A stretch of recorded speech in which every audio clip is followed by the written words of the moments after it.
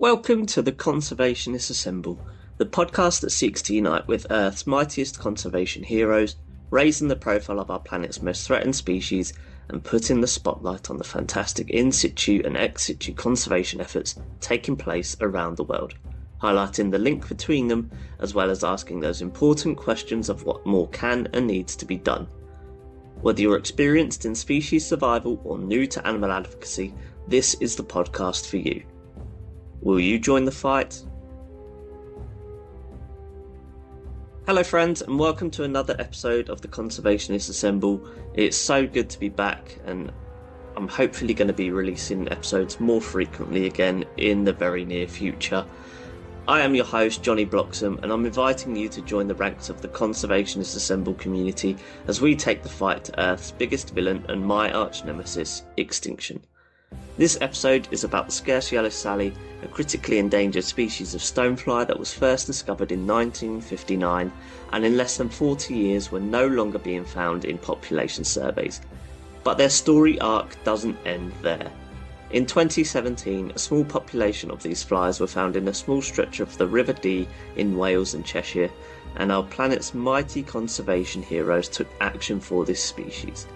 This is that story, and today I'm joined by Joe Chattle. Joe, welcome to the podcast. Thanks for joining me. How are you? Yeah, good. Thank you, Johnny. Good. Yeah, good to finally meet you, or virtually meet you anyway. Yeah. Yeah, it's been a long time trying to just find both of our schedules aligning, but I'm glad you're doing well, and I'm ready to come on this journey with you. So I've donned my waders, I've grabbed my net, and I'm ready to step into the world of this mysterious stonefly. So Excellent. just to get the ball rolling as to why we're talking about the Scarce Yellow Sally, could you just give us a little bit of a background into why we're having this conversation today? Yeah, I guess so. I mean, it's kind of odd because this is again something to me which sort of say if we went back 4 years ago and someone said, "Oh, what are your feelings on the Scarce Yellow Sally?" I'd be like, I don't know what that is, and it's sort of I think it was such a strange thing to have kind of something that's a native species that's kind of locally relevant to me as well that I'd never heard of that ended up being one of the most sort of powerful and exciting conservation programs I've ever worked on. And it's strange how things come around like that sometimes. You really get a connection to. Um, but yeah, it came about the while I was working at Chester Zoo. And the team was approached by Bug Life and John Davy Boker, who's a freelance biologist, about you know a collaboration working on the Scarce Yellow Sally project, and that's kind of where it all began. And to begin with, I was a bit like, well, what can I offer to this? You always do, don't you? Think I don't know how I fit in with the narrative of this story, and it just became again, yeah, one of the most exciting things I've ever worked on, and it's strange after doing this work in zoos and aquariums and conservation for 20 odd years that right at this sort of time in my career it came about to be like, no, this is the proudest I've been of a project. So it's yeah, it kind of took me by surprise in every aspect, really. And yeah, again, like you say, I suppose when you've been working in conservation, while there's this ever growing motivation to protect native species, you're thinking about all these exotic aquatic animals in your case from far off lands, but then yet you've got this invertebrate that's found, well, at the time when the project began, in two stretches of the River Dee, like you say, locally to you. So what did that conversation look like when Bug Life and John approached the team at Chester? How do you get the ball rolling? Yeah, so it was done through our head of department, Gerardo. He's the point of contact for any of the projects. And with it was a kind of to begin with, it was almost a who kind of does this? Does this become the aquarium team because of the animal having this, most of its life cycle is based aquatically, or is it the invertebrate team? And I think after many conversations, and as well, the invertebrate team are so busy working all the different snail species like deserted snails and things like that. They are they've got a huge amount going on, as much as the aquarium team did as well.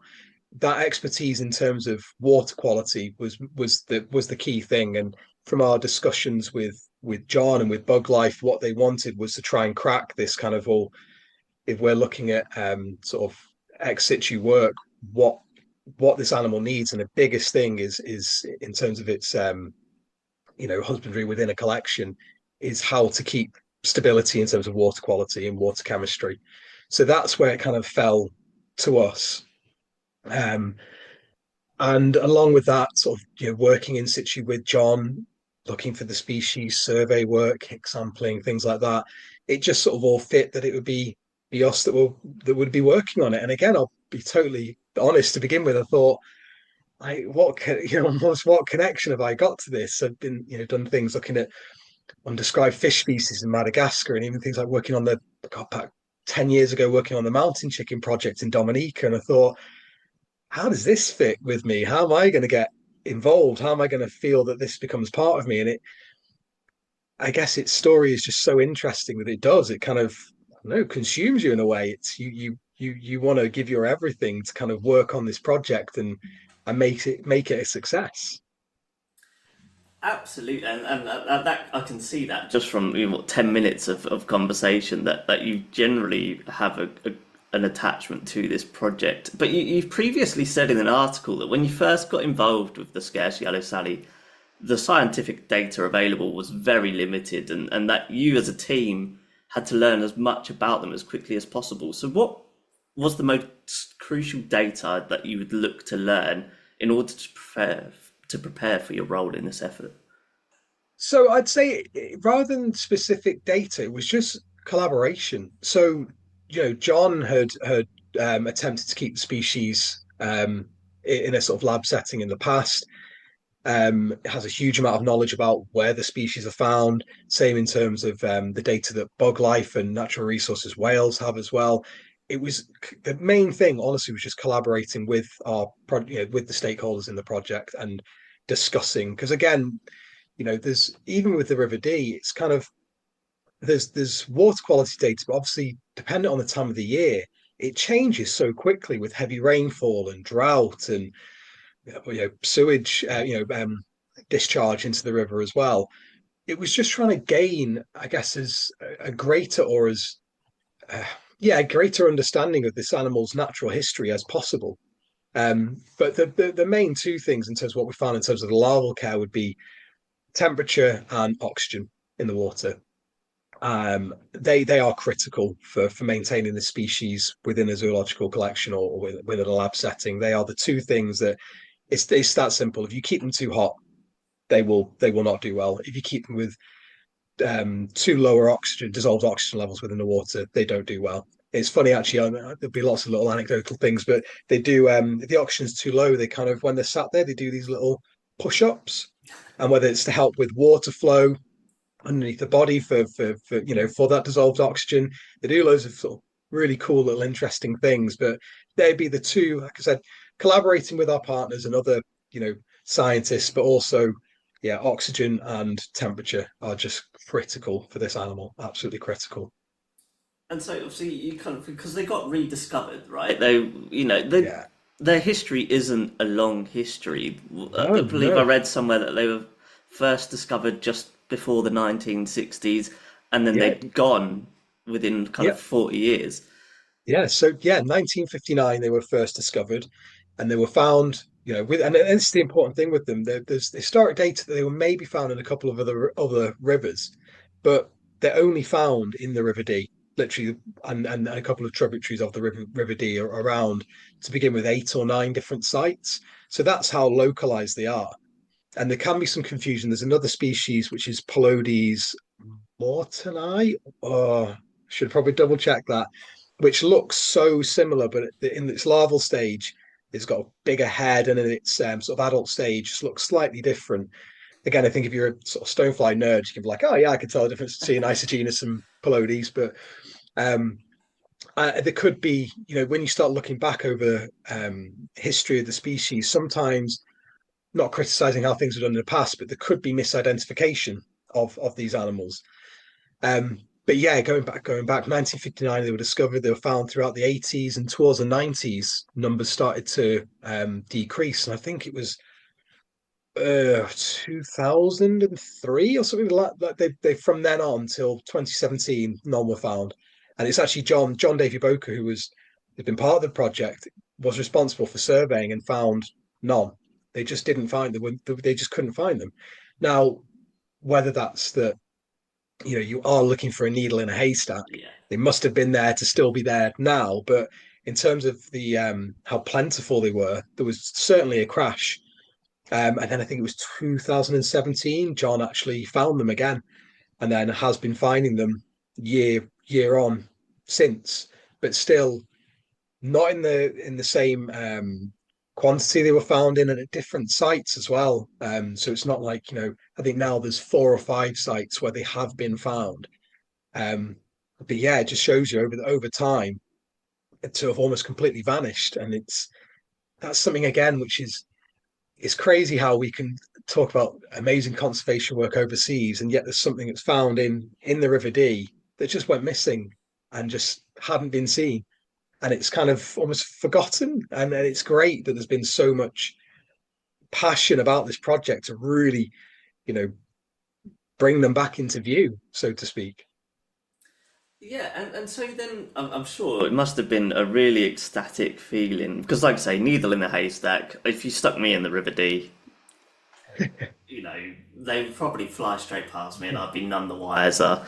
But that's just because I wouldn't know where to start. But I'm sure John must have been ecstatic when he first identified one. So, in terms of then bringing individuals into the Chester Zoo collection, how was it decided to bring in just 30 individuals?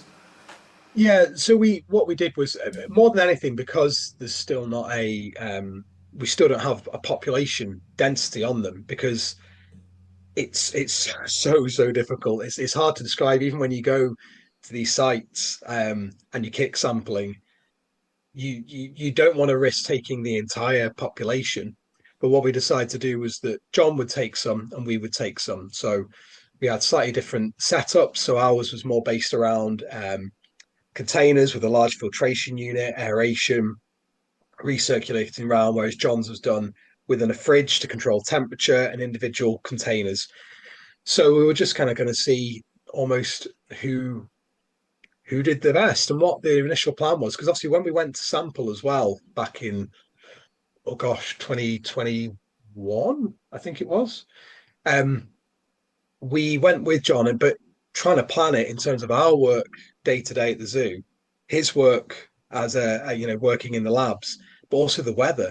We had really heavy rainfall that January and February, and it was unsafe for us to literally go in waders because of the speed of the river.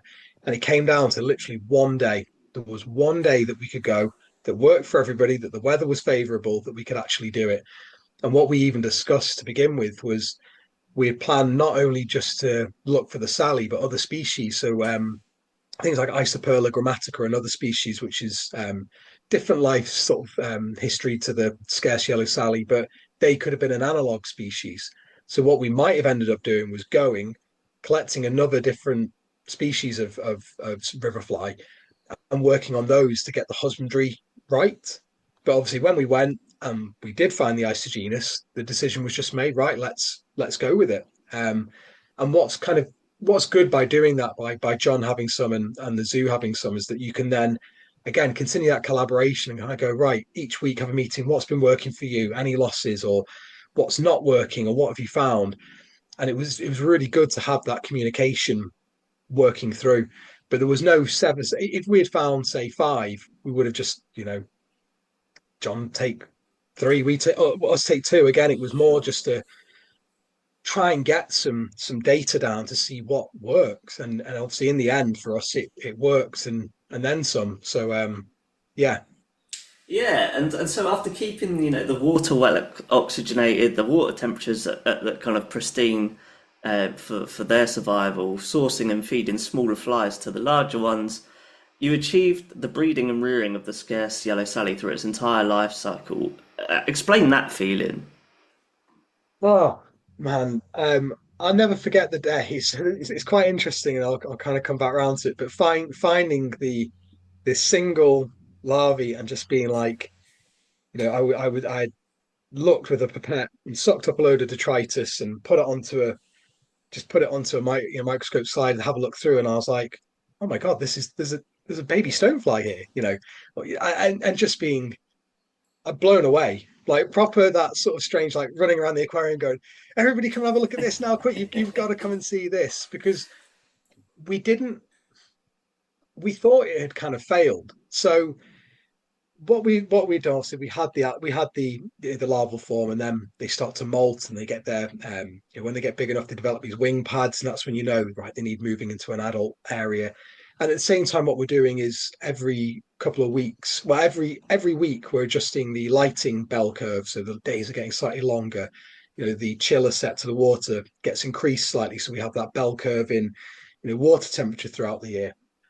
And we'd seen the adults, very briefly mating and watching them go about their very odd little ways. They're so interesting. Again, they don't do a lot of flying. They do a lot of stumbling around, fly if they need to, and they even little things like they'll all roost together, like at night time. So obviously, what they do in the wild would be to get under a piece of bark and all sit there together, and just cool little things that you learn, which people hadn't really seen with this species in nature. Um, and then what we'd do is, I'll never forget the first time I saw a female carrying an egg mass. And my first thing was, because again, no one knew they carried an egg mass, would fly over the water and deposit it, or they go to the edge of the water, or it just kind of get washed off them. No one knew. And there's a adult female walking around the enclosure, and just this sort of like gold nugget sticking out from her. I thought, what? Oh God, there's a disease, something's gone wrong. And I was like, oh wow, no, this is an egg mass. And we then transferred her into what we used to call the maternity ward, like a little box with white paper and different things. So there'd be like a petri dish, or there'd be sticks or some damp moss. Because we're like, well, just put the egg mass wherever you want. And what we started to find was that they didn't really seem to care. Some would deposit on the side of the box, some would deposit in the water, some would just discard it on the floor. And it seems to be they just amble around, and they probably would at the river's edge, and the eggs would then get, washed in. And yeah, we've then put the eggs into these sieves, like rotifer sieves. So they've got a really, so what I'm looking for, the micron level, so the eggs can't go through, but the water can still go through. And we sort of sat there looking at them, and we didn't know when are the eggs going to hatch. Again, there's a few little bits of data, and it can be very much temperature determined, as with a lot of invertebrate species. And then what happened was, because the sieve is so fine, there were a couple of times where we had like an airline feed of water just trickling in to these containers, and they could overflow. Didn't think anything of it. Just thought, okay, well, the eggs are will sink anyway, so it doesn't seem to make any difference. And then after a few months, we'd find like empty egg cases, but no sign of any juvenile stonefly, nothing. But what we did have in the system anyway were really high levels of different sort of small invertebrate species which were in there. And months went by and nothing. And we found, like I said, then doing some work, found this tiny little stonefly, and then again, still nothing. And what ended up happening was it got to the stage probably, let me try and think, August time. So by this point, August, September time, by this point, all of the adults have died out, which again was really interesting in that some of them would lay egg mass, live for 2 weeks, and then that'd be it for them. But there were some females who would lay multiple egg masses and live for about 8 weeks. So there was one that was just this ancient female, just sort of still going, who just was still mating, still going about. So it's really interesting. There isn't just a set defined like we live for 2 weeks, then die. There was individuality with them as well, which again, no one really knew. Um, but it came to a point where I thought, right, I'm gonna have to sort of take this unit apart and have a look. And I opened up the filter unit, and I was like, right, I'll start getting all these filter sponges out. And I looked, and there was about 30 or 40 sort of grown on stonefly larvae in there. And I was like, what is going on here? This is absolutely crazy. And as I started looking through the system, we ended up counting as I took them out, there was like 150 something of them in there. and they'd all been just in there, but just so small until they are more visible for you to actually start seeing. And it was just like a complete. We've done it. We've managed to do it. So yeah, and then what we started to do was initially when we had planned to get the stonefly in, we had talked about going to local rivers and getting things like so like the other species I mentioned, Isoperla, are a food source of the Isogenus. And so are a lot of different worm species in the water and larvae and things. But what we actually had is in the aquarium for rearing baby fish, fish fry, sorry, we'd have artemia, we'd have microworm, we'd have paramecium, we'd have grindleworm, white worm cultures. And what we actually found was that these stonefly would accept these as food sources. I mean, I've even got videos of white worm, which are about, I don't know, 1 or 2 centimeters long, offering the adult larvae white worm on forceps, and they'll just grab hold of it and take it and eat it. So it was amazing being like, oh wow, we can just feed them on this commercial food that we've got. It's really we were quite lucky in that respect. A lot of things worked out for us, so to Mm. speak. But yeah, sorry, I feel like I'm rambling about lots of different things now. But yeah, having that moment of finding them and being like, we did it. We did it. We have closed the life cycle of this animal was just incredible. And like I said, genuinely one of the proudest achievements of my life. It really was. And can we just acknowledge the fact that 8 weeks is considered ancient? Because that's again, I guess, another pressure is that you don't have the luxury of years in the way that you would with Yeah. birds, fish, reptiles, Yeah. mammals. Like, Yeah. yeah. Yeah. This is it. It's not like a breeding season's been missed. Oh, we'll go again next, or it's everything that you do. It's so high pressure with them that you have one shot. You have that one shot.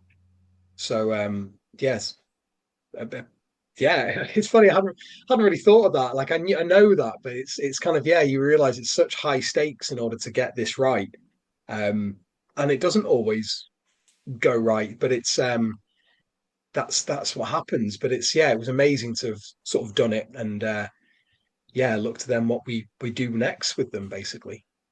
And obviously, you said that the whole process is one of the proudest. But was there a particular standout moment in the project? Be that counting the eggs that are the size of a grain of sand, or hearing the drumming sound that a half-inch long male makes.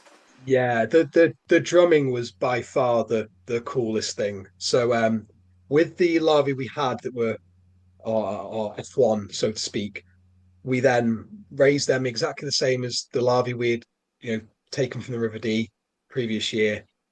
And what we started to find though was that they then emerged as adults earlier than we expected. And this is where this sort of whole there's still a lot of things to iron out in the project. Still don't really know why. It's likely that maybe the winter temperature we then gave them that year wasn't low enough. It could be the photo period, maybe we didn't keep them dark enough. It could be we were giving them too much food. Again, we're talking about the data. No one knows how much they eat. We know what they eat. We don't know how frequently they eat. And obviously, as you know, with invertebrate species, they're going to grow and grow and grow. They will have to molt. They'll then grow and grow and grow. They'll molt again. So if we've overfed them, they're going to get to a stage where they're like, well, I can't grow any bigger in my larval stage. I've got to now emerge. So there's things that are still for us to learn in terms of what works with them. And again, you don't have the luxury to be like, well, we'll bring 500 in and we'll keep 100 like this, 100 like this. You don't have that luxury. So there's definitely things that are still to learn about the species. But the drumming, so once the adults from that batch emerged, what we did, we put them in a little vented cardboard box with a data logger inside as well for temperature, and then a sat on top of an audio moth recording device. What we'd do is basically capture them from our little setup, put them in this box, and just see what would happen. And I take them out at the end, end of each day and be like, hope we got something today. And sometimes it'd be nothing. And then there was one day where you just started to hear these little sort of noises, and we captured the drumming, and it was incredible listening to. On one of them, it's what they'll do. The males will drum, and the females will then reply. And every species of stonefly, the drumming is different. Some are really, in fact, there's a great video that Craig McAdam from Bug Life did on stoneflies and riverflies and the different drumming behaviors. And it's one of those sad things I could watch over and over again because they're all so different. But Isogenus have a very unique one, but again, it hadn't been recorded before. So you're listening to something, sat there with your headphones on at a computer, going, "I'm like one of the first people to ever hear this," and that's it's still like now. It makes it has a massive smile on my face, thinking that's so cool. It's such a privilege to have been part of that. And then the excitement of then kind of going, well, look, like as we're monitoring this, we're finding that they only drum at a specific between specific temperatures. So they must be waiting for those kind of spring days, like at the moment we've had really good weather. They'll be out on the riverbanks just drumming their little hearts out at the moment. We're finding it between, I think, don't quote me on this because again, a lot of the data still needs putting into something more scientific, but Mm. between say 19 and 23 degrees is where they like to drum. So there's obviously something about that, which is the peak kind of like, right, these are the conditions for us to reproduce. And again, we've got issues in that sort of ex situ sort of thing that you don't have in the wild, like wind. The wind might be a massive factor for them out by the River Dee. It's not for us in Chester Zoo. So it's interesting things like that that there's still so much to learn. But yeah, I'd say recording the drumming still, just amazing, absolutely amazing. Yeah, it's one of those gratifying. So I suppose things that are hard to quantify because, like you say, you can't go up to every other person, but oh, what do you think about this sound? Yeah. It's kind of so it's just that own thing that you get to keep to yourself and Yeah, as no, yours. absolutely. Yes. So in a world full of biodiversity, full of flagship species, do you think we could include the scarce yellow Sally and other invertebrates amongst the literal and metaphorical heavyweights of iconic species, especially in the local region? And the reason why I ask is a couple of episodes ago, I had Jenny and Alan from the Lancashire Wildlife Trust on talking about the Manchester Argus, and they're very proud of that they own it in that local area. Do you think that is something that could happen for the scarce yellow Sally? And how do we go about doing that? Yeah, I mean, to be honest, it's already well on its way. So again, with this project has been so well managed in terms of so it's Bug Life and their Naturam Bith project, along with Natural Resources Wales. It's sort of lottery funded, and what they have now as well for the last year or so, they have Sarah Hawkes, who is the project officer for the Scarce Yellow Sally, and Sarah is absolutely amazing. Years of experience. She's a sort of, I mean, just general animal knowledge is incredible, but her invertebrate knowledge is amazing, and she lives there. She is where this species is found, and there's a huge community feel with the project, and her job as well as being managing the project and expectations is that community engagement. So you'd find it hard now to meet anybody who doesn't live along, in these areas where the Scarce Yellow Sally is, that their local school doesn't know about it, that their dad, who's been a fisherman there for 50 years, doesn't know about it. And there has been that real close community mindedness. And even did a talk for the Welsh Dee Trust a couple of years ago. And a lot of it was people who are using the River Dee, whether they be fishermen or they just be conservation minded, and just a huge amount of people so fascinated by the species within the river. And it has really a community and local level. It's now well known. It's part of their story now, and that's what the work that Boglife and Sarah are doing is to really make this. It might not. I mean, the work we did at the zoo, we did have a period where we were on BBC World News and Radio 5 Live and Radio 4, but it's quite hard to get this strange little creature in one river out there globally.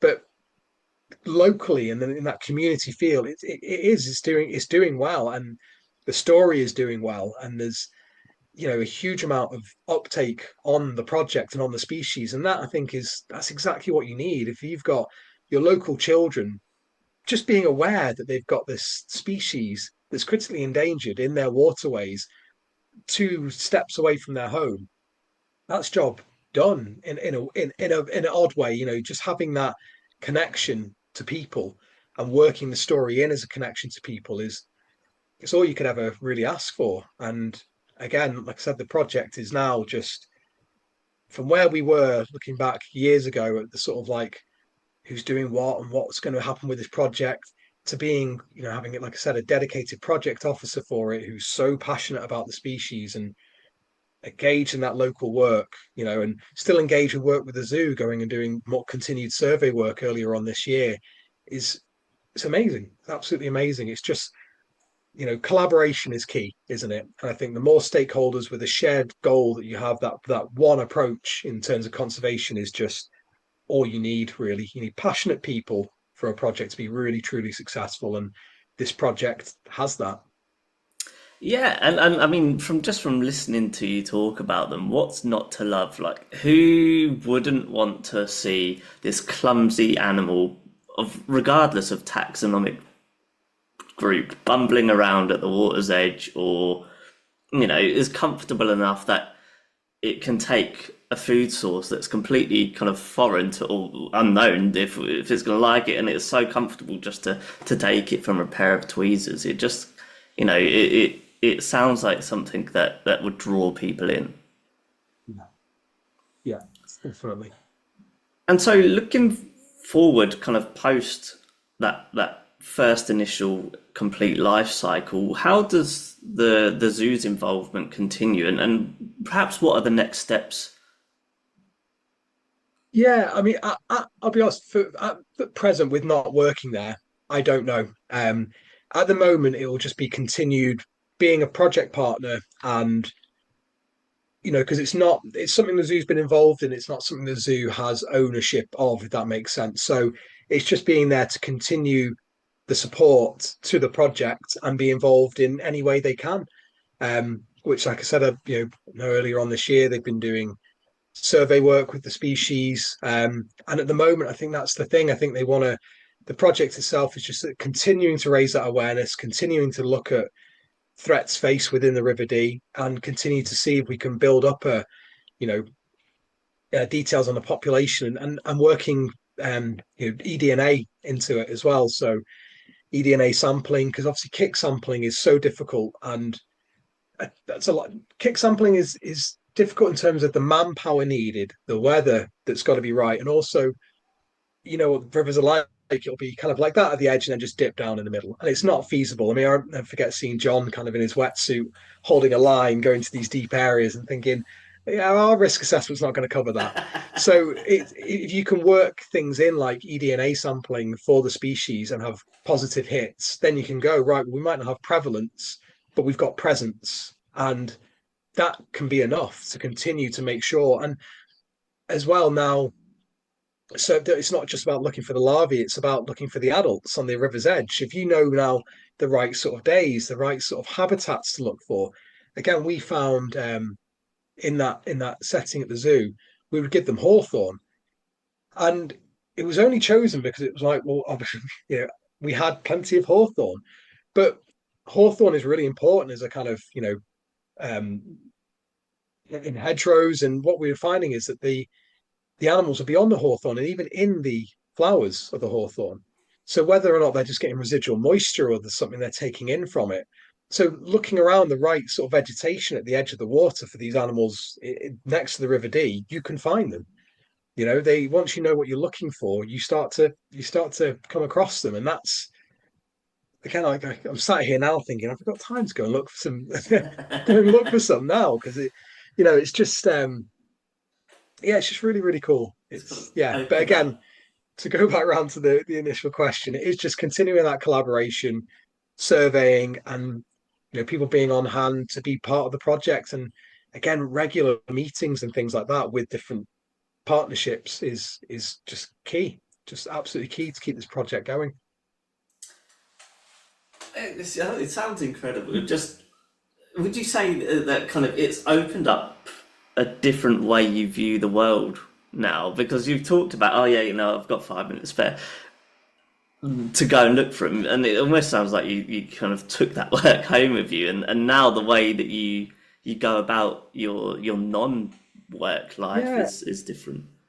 Do you know what? It's the strangest thing with it is that I've been very lucky to grow up in rural Cheshire and grew up with having grass snakes in the garden and having, you know, knowing where to find adders 20 minutes away and just knowing, you know, different bird species and things. And I kind of over the years have definitely lost touch with that.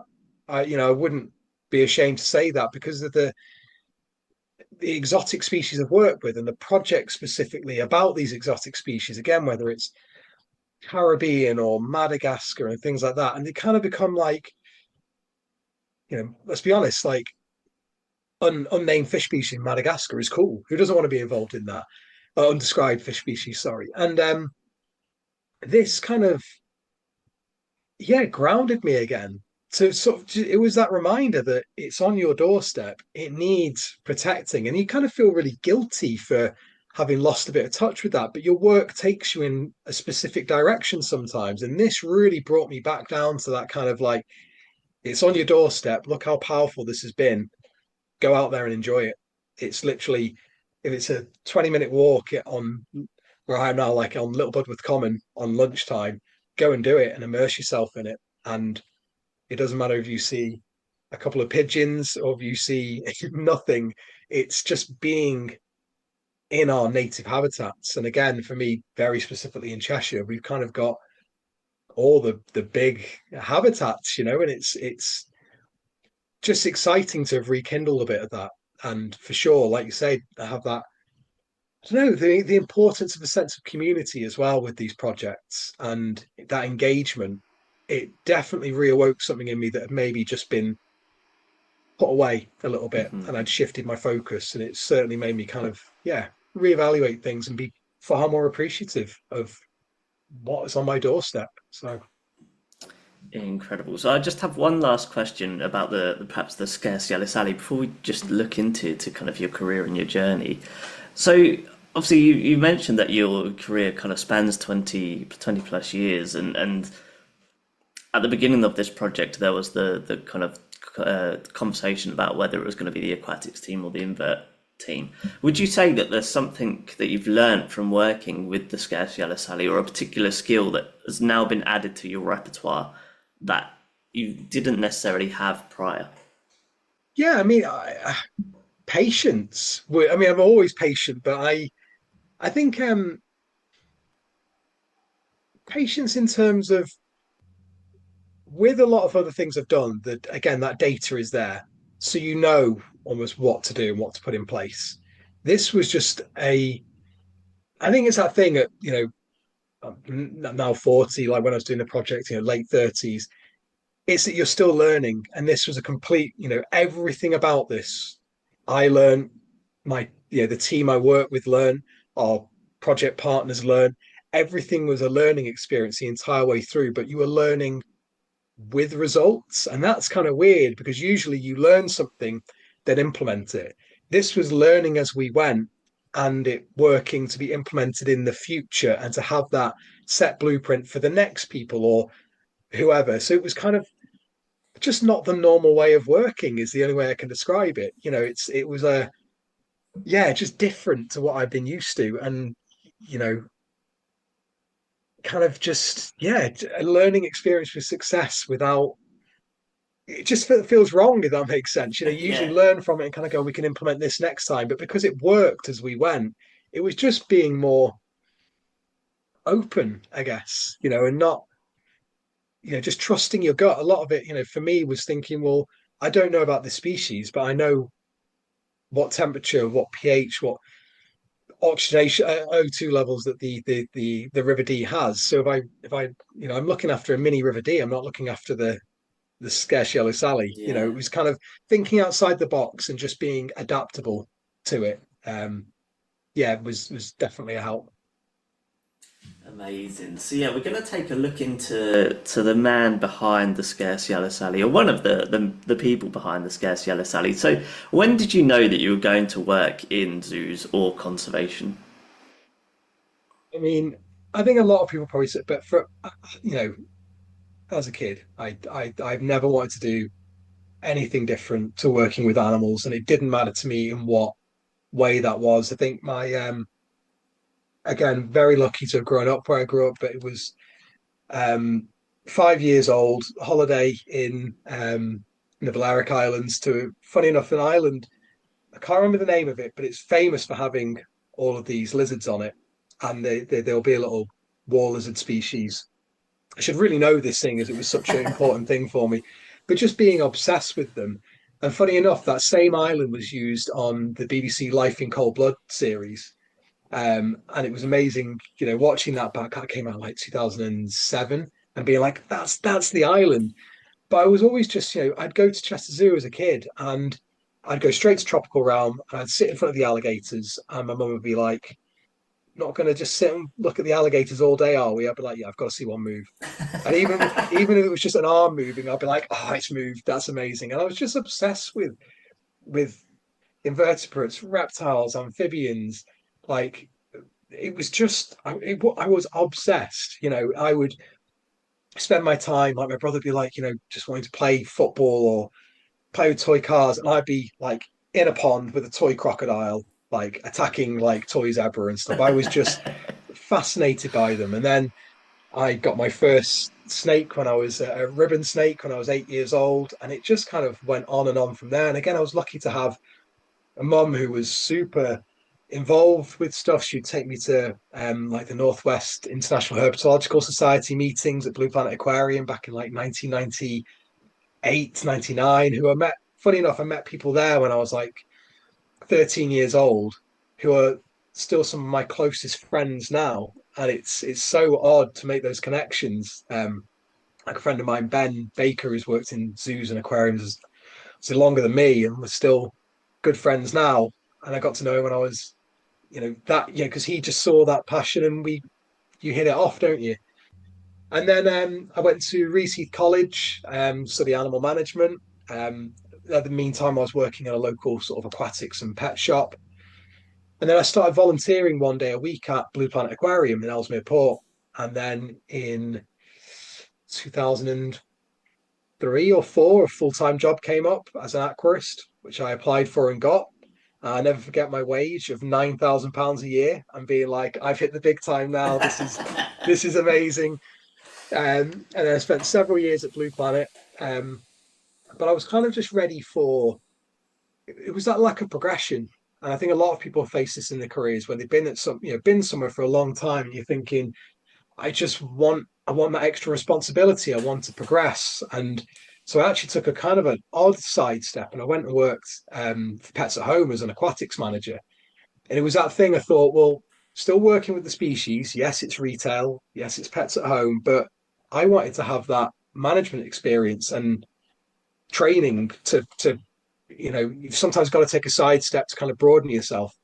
So I did that for a few years, and then I went to work at Reese College as a keeper instructor, which was great having that, being able to teach students. And again, I think I enjoyed more than teaching the set spec. I enjoyed more that anecdotal information you can give to the kids, kids, students, young learners, where you could be doing an aquatic session and say, well, I'm going to teach you something now that you're not going to hear in your assignment or your work, but this is little things. And I love doing that. I loved having those snippets of information, because I think that's, to me, what growing up lecturers and teachers would be about. The ones you liked were the ones that could give you that little bit more. It wasn't just this is what's on the script, I'll tell you what's on it. It's the ones that could say, hey, did you know that this happens if you do this? And I yeah, enjoyed that.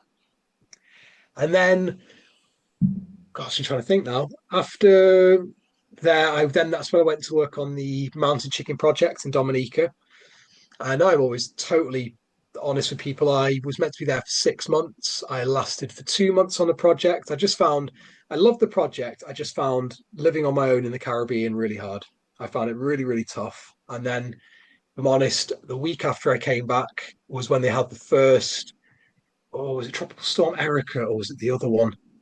Basically, Dominica was then hit by two tropical storms, one after the other, and did significant damage to not only the mountain chicken project there, but to the infrastructure of the country. And it's yeah, really, really sad. But yeah, I did the Mountain Chicken Project, and that was great. And met again some amazing people like Michelle, who's still I speak to now and again, who I worked, and that's 10 years ago. We only had 2 months together, but he's a friend for life, and he was the project officer for the Mountain Chicken Project at the time.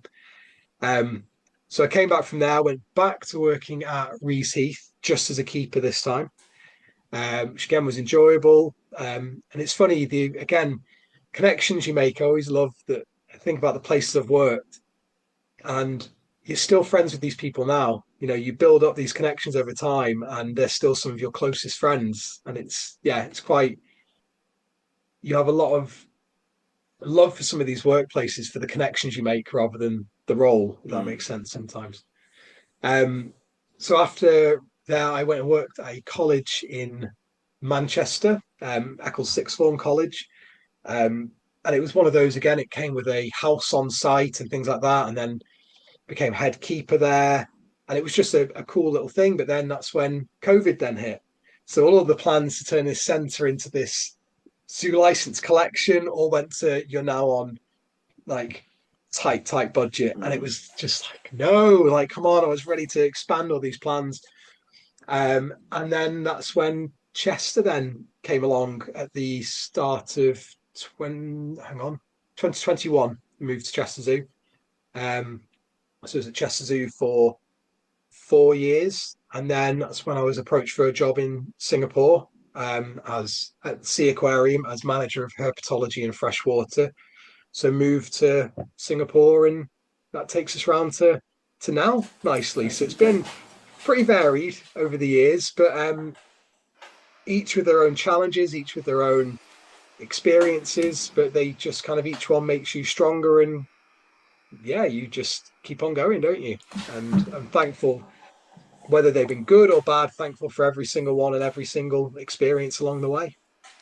Absolutely, and I mean, I'm biased because I also studied at Rees Heath, and Okay. I think I started studying at Rees Heath at 2011, and one of the things that I vividly remember doing was holding a cricket up for the archerfish, and that's just, again, it's like I say, it's just something that the spec can't teach you, Yeah, and yeah, yeah. the gratitude to the technicians for allowing a student to do that. Yeah. Well, weirdly, so I started there August 6th of August 2012 was when I started working as a keeper instructor at Rees Heath. So there's a chance that we might have Oh, actually, yeah, yeah, yeah, had an yeah. interaction at some point. We might well have done, yeah, because my first year was based at Rees Heath, and then the second years I was at Chester, but coming back to Rees Heath once a Yeah, week. yeah, yeah, Yeah, yeah, yeah, that old yeah, chestnut. Yeah, yeah, yeah, yeah. I think I speak to a fair number of people that have kind of come out of Rees Heath, and yeah, and obviously being able to visit Chester Zoo was kind of from a conservation and career focused standpoint. Chester, I suppose, was the first zoo that I was exposed to from that mindset. yeah, Whipsnade's my most local, and that's where I yeah, went a lot as a kid.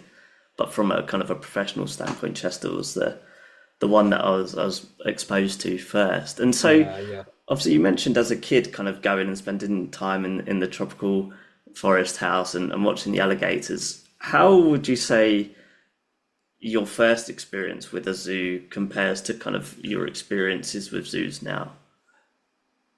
I think it's amazing how things have progressed in the last 20 or 30 years in terms of just habitat designs and the specific projects that are worked on. I mean, there was even back then when I used to go, there was still some very unique conservation programs, but now it's kind of I think it's just more. What's the word? It's more in depth, isn't it, than it's ever been? And I think a lot of that has to do with just the changing world and communication. Now you can have a Zoom meeting with a project partner in Madagascar. Whereas back then you couldn't. And you know, culturally there was maybe issues with kind of being like, we are going out there to help you. Whereas now it's collaboration. And I think that's again, I always go on about collaborating and that one approach, but it's the most important thing. If you've got all of your stakeholders on the same page, you can make success out of the project.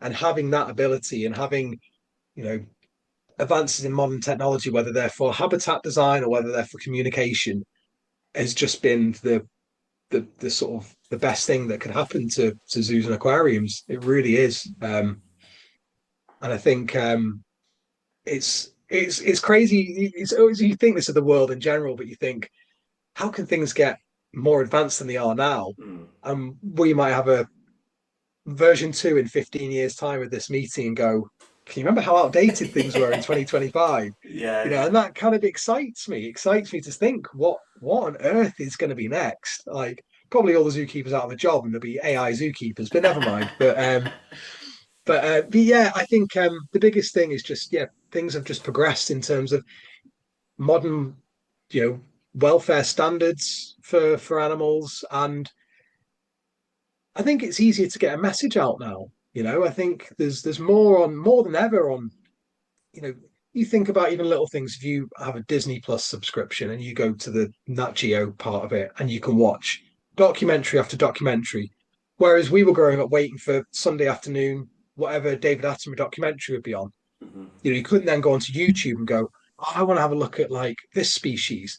You saw what you saw in a zoo, and that was, apart from that and books, and best thing I ever had were those wild fact. I forgot what the name of them were. These like folders that you get like a weekly page of different animals. Yeah, Do you yeah. remember that? I forgot the Like the wild magazine facts. subscriptions. Yeah, yeah, Yeah. yeah. That you had that, whereas now you just be like Google, like, can you tell me about this? And again, it's that change in modern technology, but it's easier, and it's so easy to access information these days.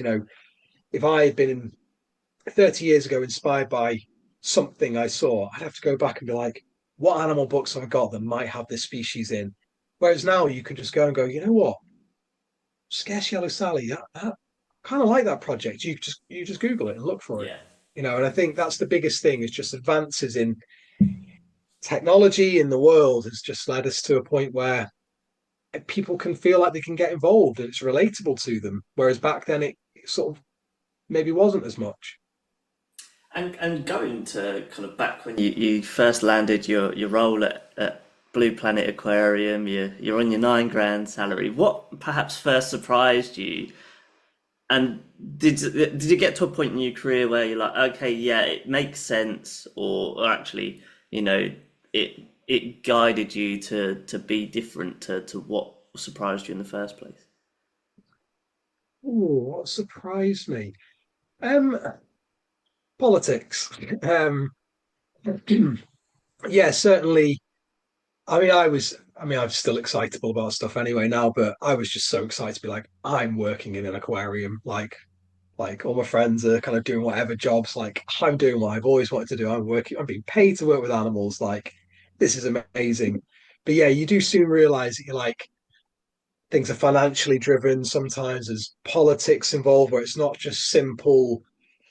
Yeah, that was probably the biggest shock. And when you're only sort of 18, 19 years old, you're like, well, surely everyone here just loves animals and that's why we're here. You're quite naive to it. And then you start realizing, oh, there's power struggles and there's, all these different sort of dynamics within a workplace that you're like this doesn't seem right. But it's that does sort of make you go, oh wow, like I better wake up to this. It's not all just the amazing world of working with animals. And that's the biggest thing I would say for anyone coming into it, is to be prepared that you're not always going to work with people you get on with. You're not always going to work with people that you're on the same page with. But at the same time, just you've got to let them. You can't, don't get so. And I definitely suffer with this in life in general and work life over the years, that don't invest your energy in things or people that drain that energy. Invest your energy in you and think, well, what can I do to be better at this? If they're not on the same page,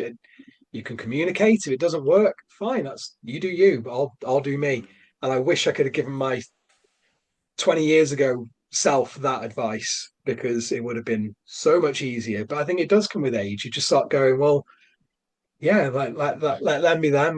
Let me be me, and just don't get so fixated on, oh, so and so said this today, right? Well, let them. Like, yeah, it's funny, isn't it? Again, it changes with time, and I wish I'd gone in with a bit more of a kind of again, you can't teach your 20-year-old self to be mature. At 20 years old, you think, yeah, I've got this. I know exactly. I know exactly what I'm doing. But yeah, I'd be like, look, just be open. The world isn't glossy and beautiful just because you're doing this. Just have an open mind and just focus on you. I think that'll be my biggest thing.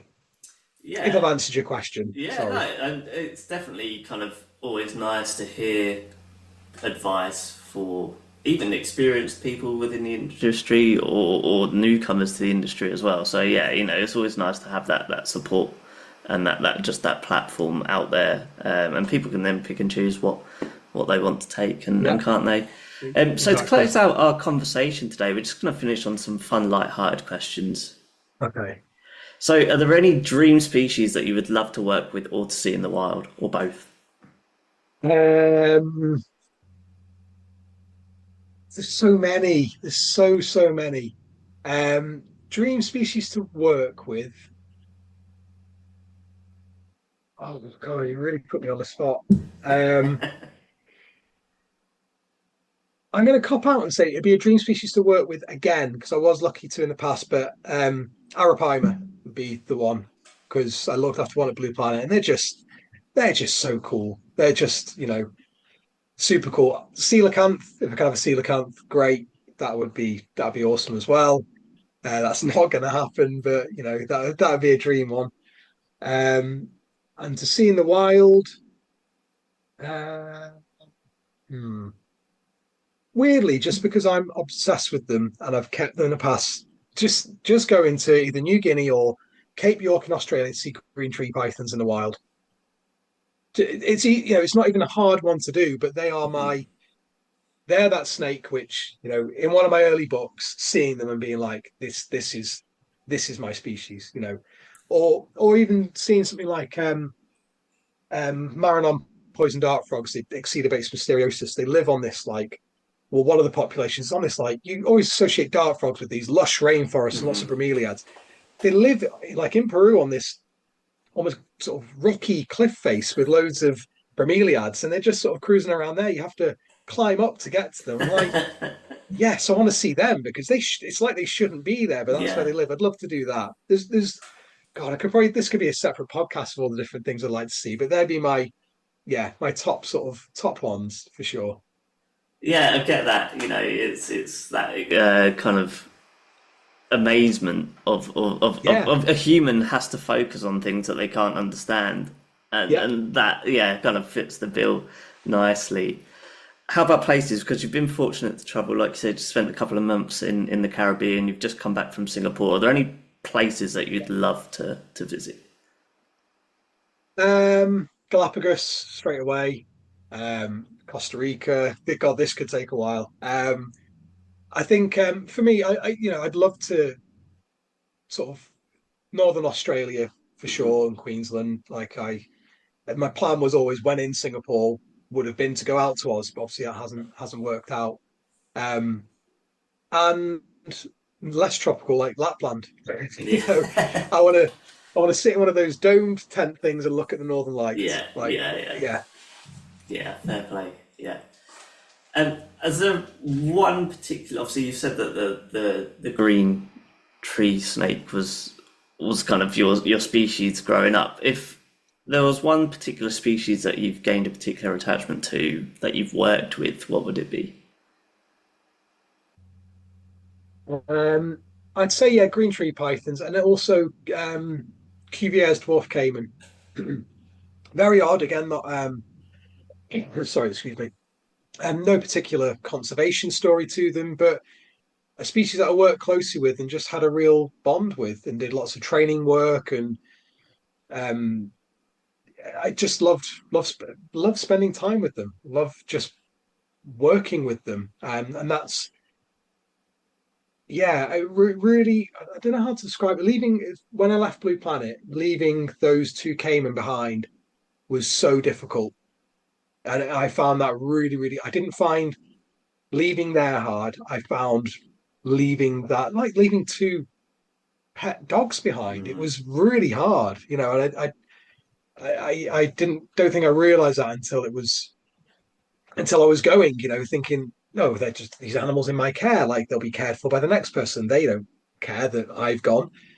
But I was like, oh, I really miss just going in each day, doing target training work, just being around them, especially the male. Like he'd just come and just sort of sit and stare at you, and you're like, you feel like you have a bond, and you Yeah, probably do to an extent. yeah, yeah. But yeah, I'd say that that was QVS Dwarf came and was they were very very cool. And there's been sounds awful because of it's not awful. It's this that's my justification. But there's some very cool things I work with. But sometimes it is that something you a specific animal you have that personal Hmm. sort of connection with. Yeah, yeah, yeah. I appreciate reptiles. That wasn't my area of expertise when I was a zookeeping, but I do really enjoy the sound of an alligator when they're hissing under the Bellowing. waters. Yeah, yeah. That's Yeah, if I had to rank sounds that animals make, that would probably be one of my tops, along with like a bugle from an elk or yeah. yeah, but that yeah, it's just such a cool sound. So yeah, I can imagine that there is an element of character there Yeah. from quite stoic species, aren't they? Really. Yeah. No, definitely, definitely. And how about the zoos then? Is there a favourite zoo that you've visited that isn't a zoo that you've worked at? Burgers. Hmm. Yeah. Um, just don't know. I mean, well, I do know what it is. Like Burgers Ocean, Burgers Bush, Burgers Desert. Just, just loved it. Absolutely loved it. Been a few times, and just each time, I just enjoy it. I don't know how to describe it. There's a feel, isn't there? You get, and obviously Chester. Well, obviously I've been and worked at Chester, but there's that feel and a connection you get to it. Disney Animal Kingdom as well. That was very very cool. I mean, that was 25 years ago I went there, but that was awesome. But yeah, Burger Zoo is definitely my sort of like it's one of those places you always say to a friend, if you've not been to this zoo, you should go there. Yeah, And yeah, burgers, I just love it, absolutely love it. I love just how clever they were with certain things, even like the big ocean tank, or the lightings at the front. So you've got different shark species sort of almost coming out of the darkness, and it's just that attention to detail and walking around Burgers Desert, and you're like, oh, there's epaulets bats up there, and oh, there's green iguanas there, and oh, there's a chevrotain that's just walked past me here, and being like, this is awesome. Like I just, you know, just yeah, yeah, fair. love Burger Zoo. I'll always take a recommendation. Certainly trying to reach out and do more European zoos. Yeah.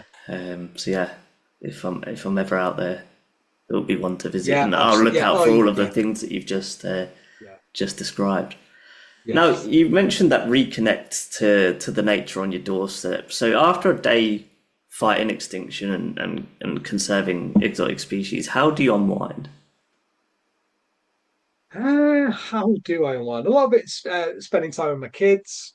Um, oh gosh, right now I don't know. Like just being outdoors. It's just being outdoors and going. Like I've got can see out the window behind me. I've just got sort of rolling fields, or there's a woodland down the road, and just sort of just a walk at the moment. Just a walk and just some mindfulness. I think just being whether that's taking time for me or even it's not like even some like meditation and things like that. It's just being mindful and just unwinding to kind of just decompress from the day.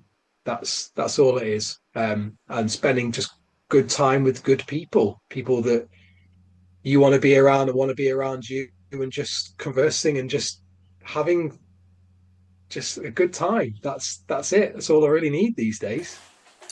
Amazing. Well, Joe, just before I let you go, then, do you have any last messages for our listeners? Um, oh God, that's a question. No, I guess just you know just put yourself first. I guess put yourself first. If there's something you want to do, don't think about what other people are doing. Dive into it. If it's something you want to pursue and you want to be successful at, don't think, well, so and so's been successful at this. Why can't I do it? Do it for you. Think, what have I got to do to achieve that? Like, you could be a listener going, I wish I had a podcast. Well, go for it. Do your own podcast. Put your everything into whatever your dream is to be successful at and work hard at it and just try. stay positive. That's it. That's all I can say. Fantastic. Well, Joe, thank you so much for joining me today on the Conservationists Assemble. It's been an absolute pleasure learning about. Thank you for having me. No, yeah, my pleasure, and really enjoyed listening about your work with the Scarce Yellow Sally and just the collaborative effort. And yeah, truly wish you all the best going forward. Thank you, and you, Johnny. Thank you. Hey there, friends. Sadly, that does bring this episode to an end. I have loved having you on this journey with me. I hope you've enjoyed learning about a conservation effort for a small but mighty species. Be sure to tune in to the next episode coming very soon. But in the meantime, please interact and follow the podcast on social media. Share episodes with friends, families, colleagues, anyone you think would like a listen. Until next time, I have been Johnny Bloxham. This has been the Conservationists Assemble, and I will see you all again very soon.